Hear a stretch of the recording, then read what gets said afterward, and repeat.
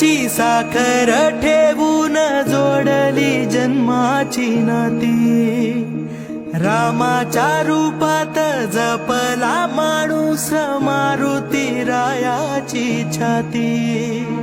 वाघाची लिलानी कपाळी टिळा तू जेडंधारासाठी,